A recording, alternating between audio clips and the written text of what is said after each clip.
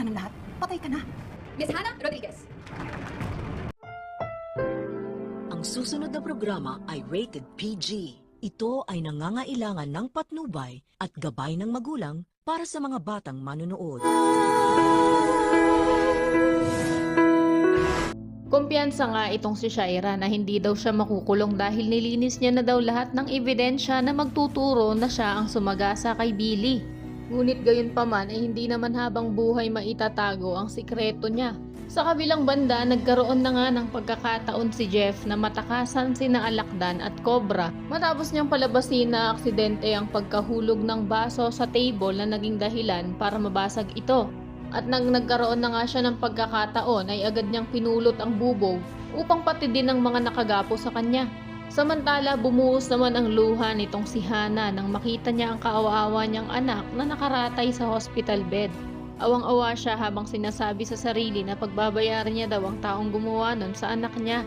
At maya-maya lang din ay nag-cross na ang landas nilang dalawa ni Kausa para pa nga itong nakakita ng multo matapos niyang makaharap si Tigre. Buong akala daw kasi ng lahat patay na siya. Sagot naman sa kanya ni Hannah na wag na daw siyang tawagin nito na Tigre dahil matagal na nga siyang wala sa kalasag at mas komportable na sa kanya kung tatawagan siya sa totoo niyang pangalan na Hannah Rodriguez.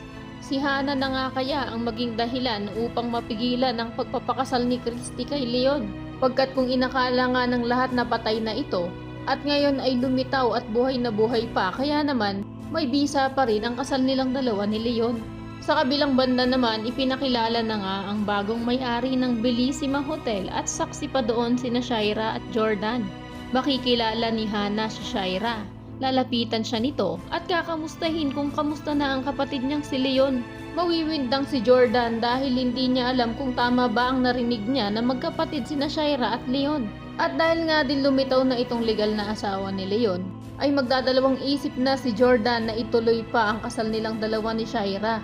Pagkat meron pa rin palang pag-asa na magkabalikan silang dalawa ni Christy. Yan at marami pa tayong dapat na abangan sa asawa ng asawa ko. Kaya naman kung isa ka rin sa mga nagnanais na malaman agad ni Christy ang tungkol dito sa legal na asawa ni Leon na si Hannah, ay i-click lamang ang like at subscribe button. Maaari ka rin mag-iwan ng komento sa ibaba para sa iyong mga saloobin at suwestyon. Maraming salamat sa iyong panonood.